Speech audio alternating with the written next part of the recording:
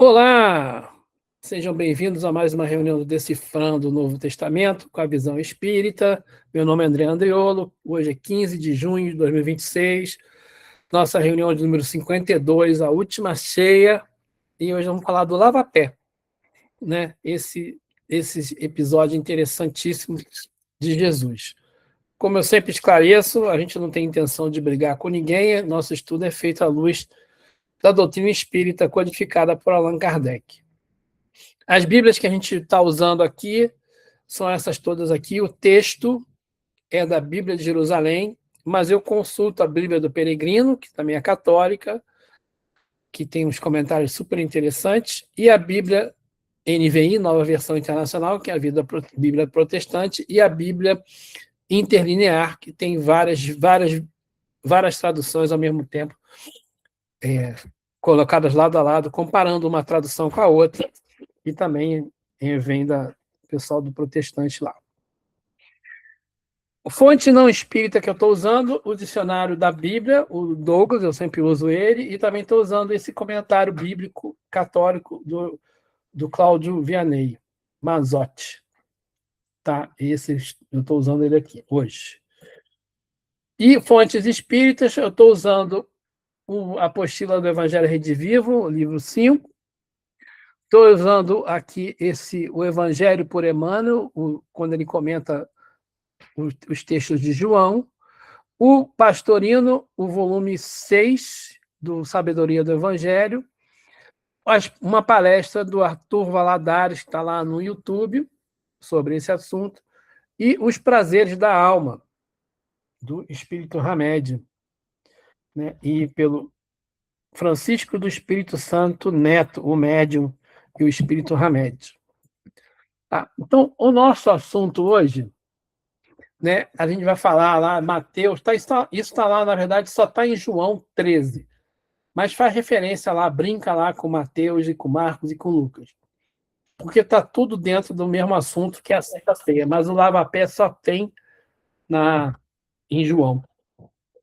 E a gente vai falar do ágape, vamos falar o que é o ágape, falar da rebeldia de Pedro, vamos falar do lava-pé propriamente dito, e vamos falar um pouquinho da autoridade de Jesus. Tá? Então, assim, a gente está estudando a última ceia.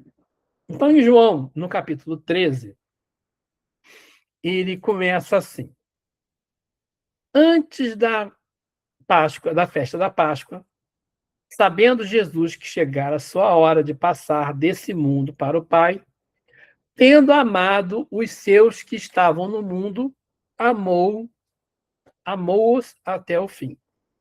Então, essa história, né, lembra que Jesus já fez a entrada triunfal em Jerusalém, né, que foi, né, o domingo de Ramos, e aí ele mandou preparar a sala, né, aquele segundo andar lá, aquele terraço, para fazer a ceia da Páscoa, e eles estão, então, na ceia, né, chegando na ceia.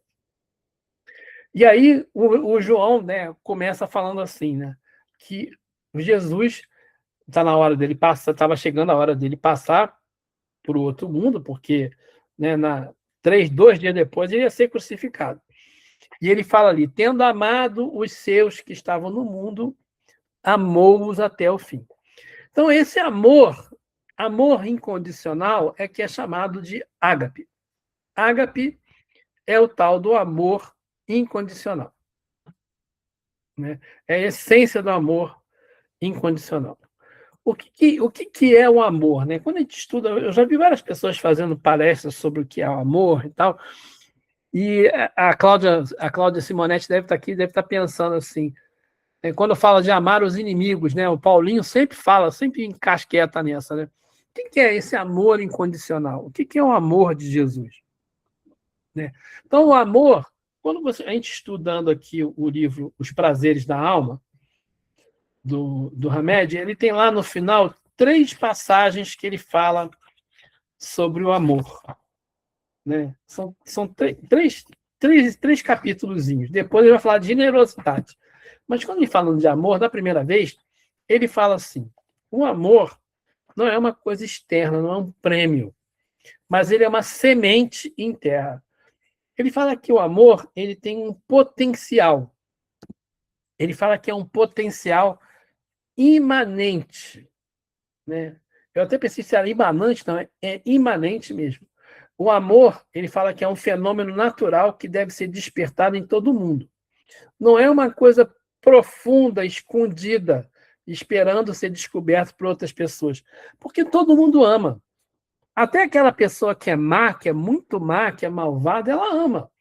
Você acha que o traficante, que o assassino, que está preso lá em Bangu 1, Bangu 2, esses caras não amam alguém? Eles gostam de alguém, eles também amam. Só que a maneira como eles amam, como eles veem o amor, é que é deturpada, né? Então, mas por quê? O amor é uma coisa a ser desenvolvida. O amor ele precisa de trabalho, né? Assim como a inteligência, segundo o Hamed, tá? Ele fala que o amor está na naturalidade da vida e requer desenvolvimento e cultivo contínuo. A gente precisa dar uma força para isso, né? E aí ele começa a falar a diferença entre o amor romântico, desculpa, é aqui. O amor romântico e o amor real. Porque quando a gente fala de amor, a gente sempre pensa no amor romântico, né? Eu gosto, né? Eu desejo a outra pessoa, é como se fosse uma coisa possessiva. Eu quero possuir aquela pessoa, eu quero controlar aquela pessoa. Você quer saber onde é que ela está indo, o que ela está fazendo. E a Flávia acabou de me mandar, no intervalo da reunião mediúnica lá, ela acabou de me mandar uma mensagenzinha assim. Olha só que coisa interessante. Uma figurinha. Vou perguntar para minha mulher se eu quero ir, né? Porque isso é o controle, né? Que a gente fala que tem, né? Toda vez que a gente fala, vamos numa festa, eu falo assim, não, vou perguntar para minha mulher se eu quero ir, se eu posso ir, né? Porque a gente acha, porque o amor romântico ele tem essa conotação de controle, né? Então a gente precisa dar satisfação. E o amor real, ele é diferente. Você deseja o bem da outra pessoa e você se alegra genuinamente com a evolução do outro. E gera expansão e liberdade. Então, por exemplo, né, quando eu falar para o Chico, Chico, você ama o teu inimigo? Ele falou, não vou amar meu inimigo, eu não vou abraçar meu inimigo, não vou beijar ele, né? Eu vou rezar por ele, né? Eu vou pedir para que ele seja amparado pelos espíritos amigos dele mesmo, que ele consiga ouvir o seu mentor, o seu guia protetor, né? Não o seu mentor, o seu anjo de guarda, porque todo mundo tem anjo de guarda. E ele não ouve, aquela pessoa que está né, o malvado não ouve, o seu inimigo tem que ouvir, né? Você reza para que ele ouça. Então, o amor real é a gente desejar o bem do outro. E a gente, muitas vezes, quando vê alguém se dando bem, a gente fala, poxa, eu queria aquilo. É meio que parece que tem uma inveja. E a pessoa que ama realmente, ela, que bom que fulano está indo bem, que bom que você conseguiu. Isso é um amor real. Né? E aí, nossa, eu estou apertando o botão errado sempre aqui. E aí o Hamed fala assim, vamos fazer um diagnóstico do falso amor. E ele começa a colocar um monte de pontos, né? Ele fala assim, o que sentimos? Enorme satisfação em ser notado socialmente ao lado de quem admiramos. Isso é amor?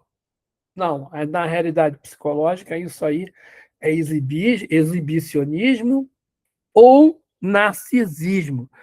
Quando se eu precisar ser visto do lado, né, de fulano ou de Beltrano, eu acho engraçado, né, que a gente gosta de ir para um monte de lugar e tirar foto com a pessoa famosa, né?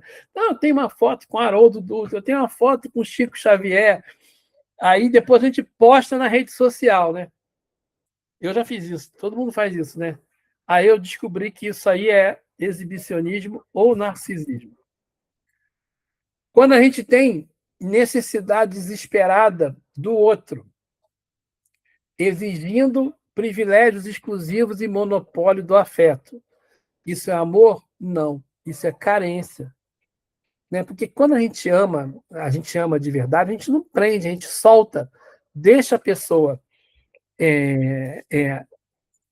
expandir, né? Quando esse outro aqui, ó, expansão da liberdade, né? Quando a gente ama mesmo, o amor real, ele dá liberdade, ele expande. Você não tem controle, você deixa de controlar e você deixa a pessoa solta. Esse é o verdadeiro amor, né? Quando a gente sente crise de ciúme, não quer que a pessoa saia e fica com medo, porque fulano, onde é que você está indo? Fica retendo a pessoa, mesmo sabendo que você não é amado, isso não é amor, isso é baixa autoestima. Quando você se desrespeita a si mesmo. Imagina, você sabe que a pessoa não te ama, mas você fica com ciúme dela e fica querendo controlar ela. Isso acontece muito com adolescente, né? Então, isso é a baixa autoestima. Aí, a ilusão e a dependência de controle. A ilusão da dependência e do controle. A gente acredita que não vai suportar viver sozinho. A gente precisa da presença do outro para aplacar a nossa instabilidade. Isso é amor? Não. Isso é dependência. É um apego compulsivo. Desejo de controle absoluto sobre a vida do outro, não permitindo que ele se expresse livremente, ou que ele tenha direito de escolha. Isso é amor? Não. Isso é possessividade ou egoísmo. Né? A gente às vezes, a gente percebe que existem pessoas que não podem fazer nada se o cônjuge não deixar. Eu não posso fazer isso porque nesse dia eu tenho que fazer aquilo. Eu até brinquei outro dia, nós fizemos um estudo lá na Allan Kardec, um estudo de atendimento fraterno, e aí o estudo era para ser até a hora do almoço, e a gente ia ter que estender um pouquinho. Aí uma das meninas que estava participando, não, eu tenho que ir para casa.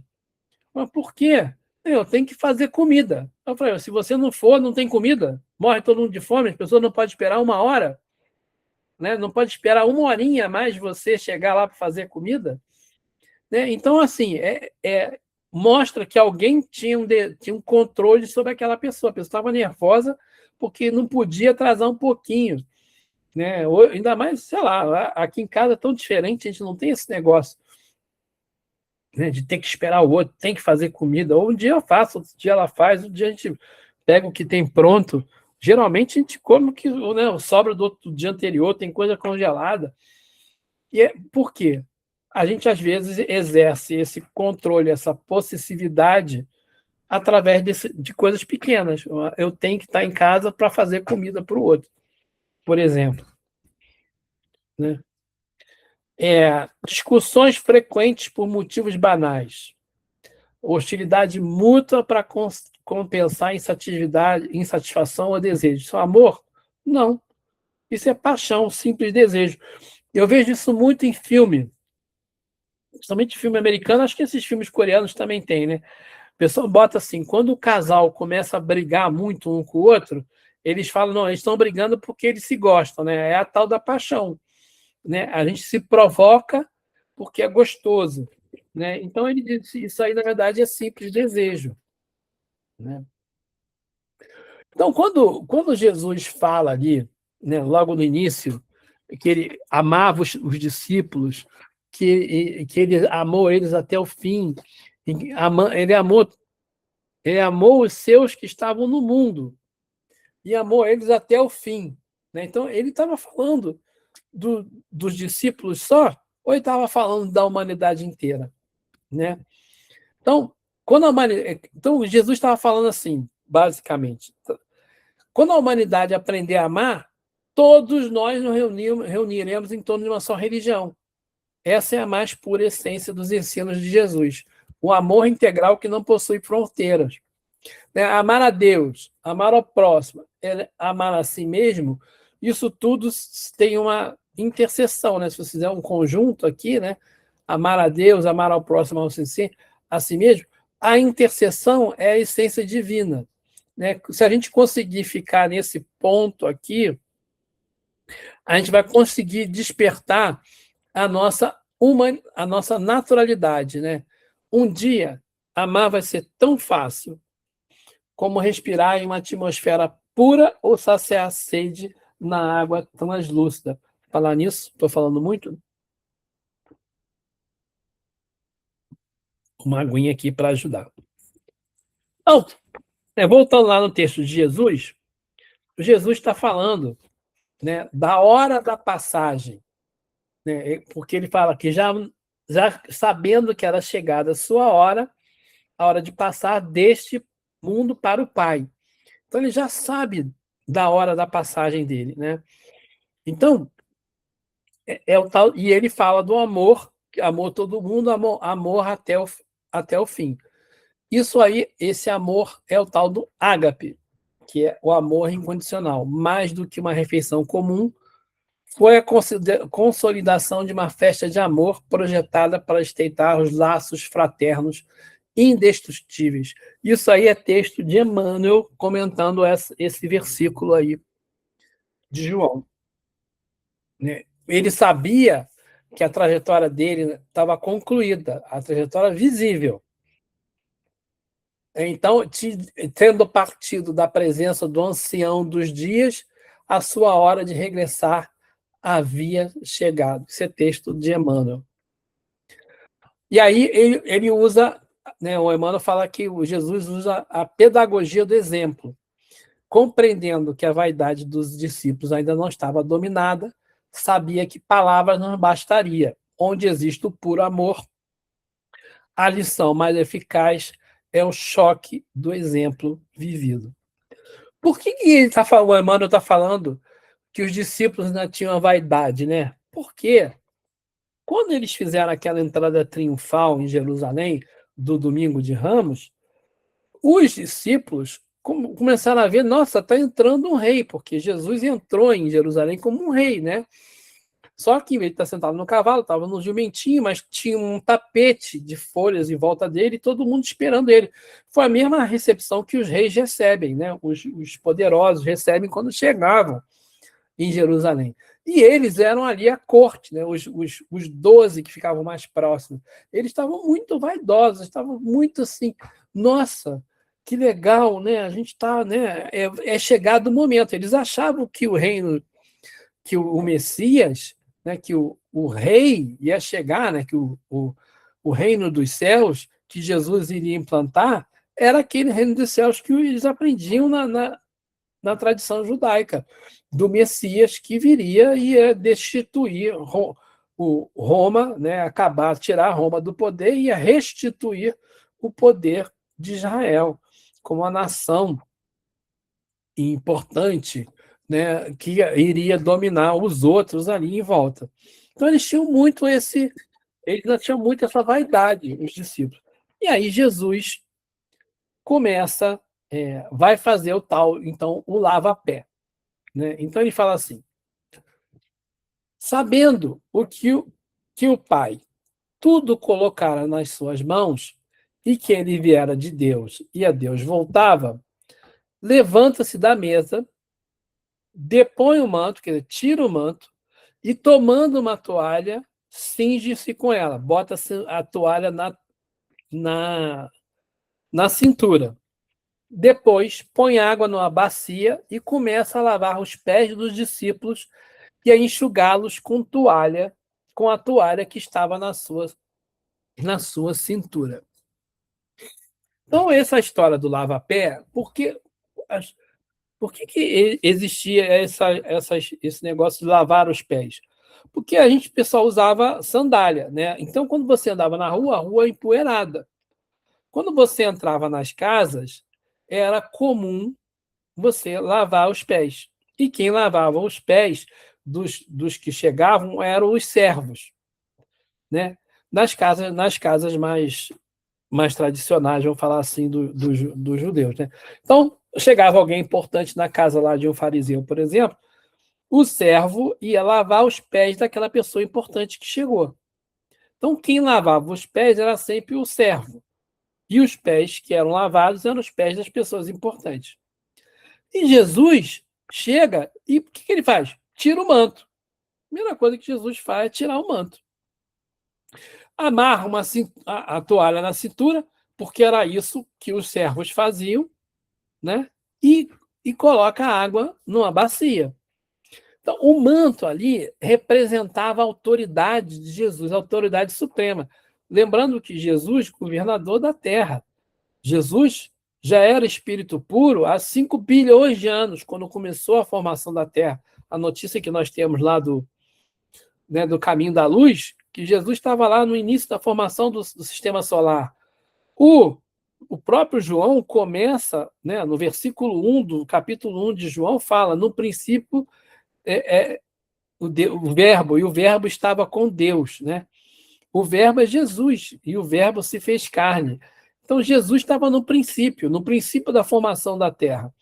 Então, Jesus tinha, quando ele tira o manto, é como se ele tivesse se despindo da sua autoridade. E aí, fazendo isso, ele se coloca em posição subalterna em relação aos seus discípulos. E a história da toalha, quando ele amarra a toalha na cintura, que era um gesto exclusivo dos servos e dos escravos. Então, Jesus está mostrando a sua a adoção de deliberada abnegação e do sacrifício supremo pela humanidade. Jesus, então, se coloca ali, né, de maneira aceitando, de maneira incondicional, porque o seu amor é incondicional, o sacrifício de morrer pela humanidade. E põe a água na bacia, a preparação de um elemento purificador. Né? A gente sabe que água é um elemento que purifica. Então, o mestre transforma-se no escravo pelo amor incondicional, trazendo luz da vida através de uma ação humilde de lavar os pés, né, dos discípulos, né, que é o suprema posição de humildade que ele se coloca ali. Aí o Simão Pedro chega para ele e fala: Senhor, tu lavar-me os pés? Respondeu-lhe Jesus: o que faço não compreendes agora, mas o compreenderás mais tarde. Disse Pedro: jamais me lavará os pés. Jesus respondeu: se eu não te lavar, não terás parte comigo. Olha que interessante, né? Essa rebeldia, né? Essa rebeldia do Pedro. O Pedro fala, né? Nunca, jamais você vai me lavar o pé, porque para ele é que era servo de Jesus, né? Então, ele tem uma emoção ali que grita, que resiste à ideia de subserviência que Jesus traz, né? Então, ele, com o seu intelecto humano, ainda não entende a profundidade do ato de Jesus. Ali ele só está sentindo um constrangimento social e o peso do orgulho ferido, porque ele acha que o mestre está se humilhando. Aí Jesus fala: se eu não te lavar, não terás parte comigo. Essa argumentação segura, cala, silencia a emoção do Pedro. A lição divina é clara. Como alguém pode participar da vida espiritual superior se apresenta com rebeldia diante da humildade? Aí o Pedro fala: Senhor, não apenas meus pés, mas também as mãos e a cabeça. Então Pedro falou: então me lava todo. Jesus fala: olha só, quem se banhou não tem necessidade de se lavar, porque está inteiramente puro. Vós estáis puro, mas não todos. Então Jesus começa a falar para eles: olha só, você já se banhou, tudo simbólico, né? Você já passou 3 anos, vocês já passaram 3 anos comigo e já pegaram todas as informações, os bons fluidos, né? Tudo de bom que eu podia passar para vocês já se lavaram, já está puro, com exceção de um, né? Nem todos. Ele fala, mas nem todos, porque está falando de Judas ali, né? Nem todos. Eles ainda não se tocaram ainda que Jesus já falou umas 2 vezes que nem todo mundo está aí nessa história, porque ele vai falar da traição de Judas que nós vimos semana passada. Mas ele fala, por que quem Por que Pedro fala, lava minha cabeça? Por quê? A cabeça é que pensa, vê e ouve. É a sede da reflexão intelectual das faculdades superiores da palavra. Já está banhada. Jesus já tinha lavado a cabeça deles, já tinha feito uma lavagem cerebral neles, já tinha dado toda a informação que eles precisavam. As mãos são aquelas que trabalham e agem, né? Trazem essência dos recursos táteis para a glorificação do trabalho e da efetividade.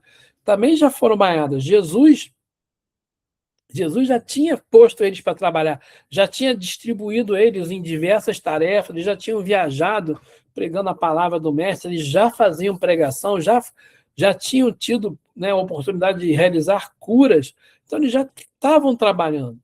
Mas os pés, que são a base de sustentação, os pés entram em contato direto com a lama, com a sujeira, com o espinheiro, com o pó da terra.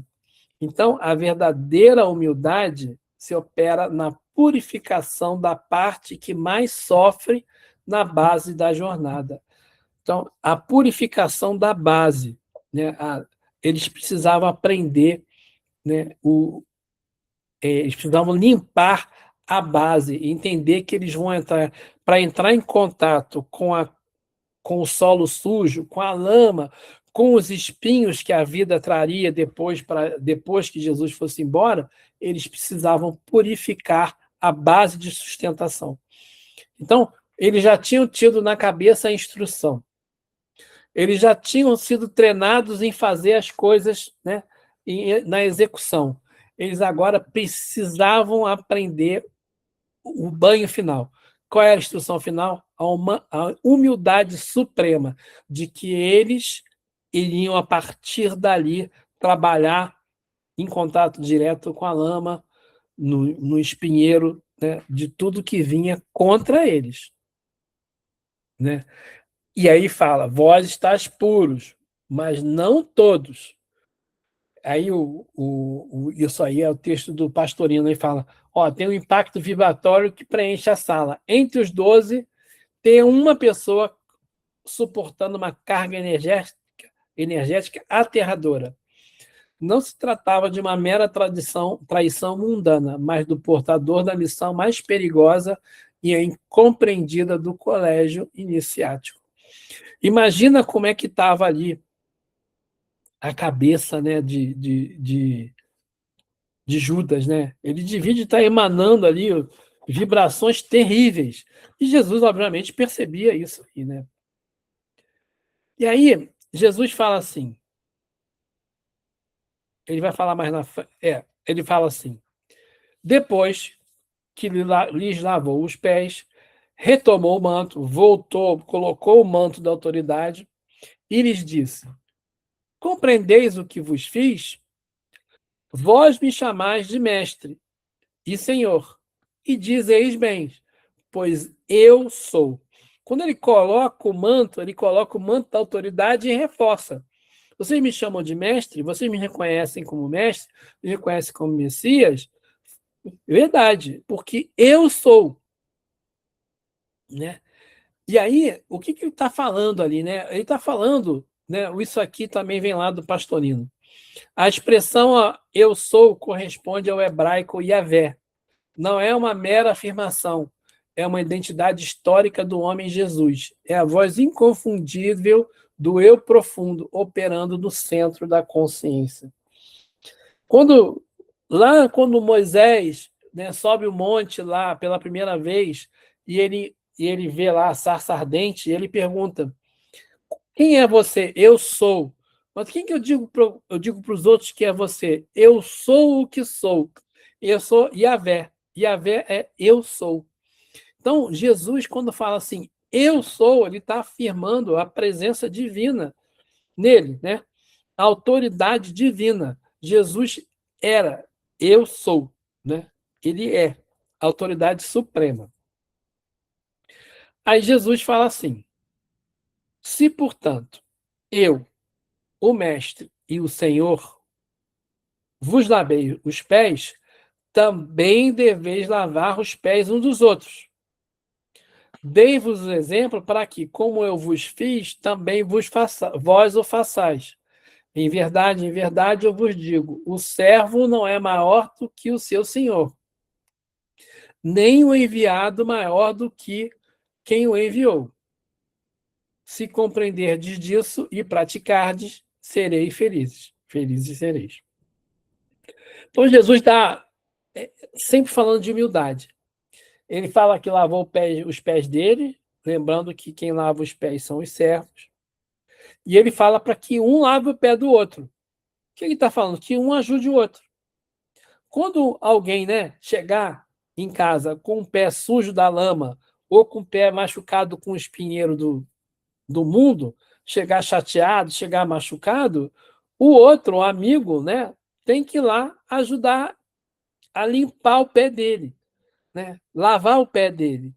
Por quê? Tem que também ajudar a desanuviar aqueles problemas, ajudar no problema. E aí ele falou: eu dei um exemplo para que vocês também façam isso. Hoje, na Igreja Católica, por exemplo, tem aquela cerimônia do lava-pé, né? Que o Papa lava o pé dos padres que são selecionados e tal, simbolizando a humildade. Mas, na verdade, o que Jesus estava falando ali era a suprema humildade, que a gente tem que ser servidor, que o verdadeiro discípulo de Jesus, ele é servidor. Aí ele fala assim: eu não falo de todos vós, que ele está separando Judas ali, ninguém entendeu, né? Eu conheço os que escolhi, mas é preciso que se cumpra a escritura. Aquele que come o meu pão levantou contra mim o seu calcanhar. Digo-vos agora, antes que aconteça, para que quando acontecer, a creiais, eu sou. Então Jesus reforça o eu sou, e ele já está falando, tem alguém lá que vai trair ele, né? E quando acontecer, vocês vão saber que eu sou, porque eu já previ isso. Em verdade, eu vos digo: quem recebe aquele que eu enviar, a mim recebe. E quem me recebe, recebe aquele que me enviou. Jesus, então, reforça sempre a ideia de que ele e Deus são um só. Quem recebe Jesus, recebe a Deus, né? Aquele que recebe a quem Jesus envia, recebe Jesus. E quem recebe Jesus, recebe também a Deus, né? Toda essa história toda, né? A gente começou a falar de amor incondicional, de tirar o manto, de cingir a toalha, lavar o pé, né, dando bronca em Pedro, Pedro não entendendo, lavar a cabeça, lavar as mãos. O que isso tudo está falando? Qual é a conclusão desse troço todo? Né? Esse troço não, por favor, esqueça a palavra. Desse ensinamento todo de Jesus lá no início da Santa Ceia. É a tal da reforma íntima. A gente precisa olhar para a nossa vida, né, do mesmo jeito que Jesus está fazendo na Santa Ceia. A gente tem sempre que ficar esperto, né? A nossa cabeça, a gente já aprendeu um monte de coisa, a gente já trabalha, já faz um monte de coisa, mas e os nossos pés? Né? Como é que a gente está lá no íntimo? O pé é o íntimo, né? O pé é o que está lá na sujeira, na lama, no espinheiro. Como é que eu estou no íntimo? Eu preciso aprender a fazer essa tal dessa reforma íntima. É preciso, então, que a gente comece a se conhecer, para que a gente possa lavar os pés. É preciso que a gente lave os pés. É preciso que a gente, para fazer lavar essa reforma íntima, essa lavagem, né, íntima, a gente precisa ter humildade. Humildade para reconhecer que nós somos, em vários momentos, na maioria dos momentos, somos servidores. Que a gente não pode o tempo todo ficar, né, com o manto de autoridade, porque a gente não manda em nada. Né? Em várias situações da vida, principalmente quando a gente começa a olhar para dentro de nós mesmos, a gente tem que entender, nossa, né? Eu não estou aqui para mandar em ninguém, eu não estou aqui para ser o bambambam, né? Eu não estou aqui para ser o expositor espírita, eu não estou aqui para ser o trabalhador espírita, eu não estou aqui para ser o melhor cozinheiro, eu não estou aqui para ser o melhor faxineiro, eu não estou aqui para ser o melhor consertador de automóvel, eu não posso ser, né? Eu estou aqui para aprender, para aprender.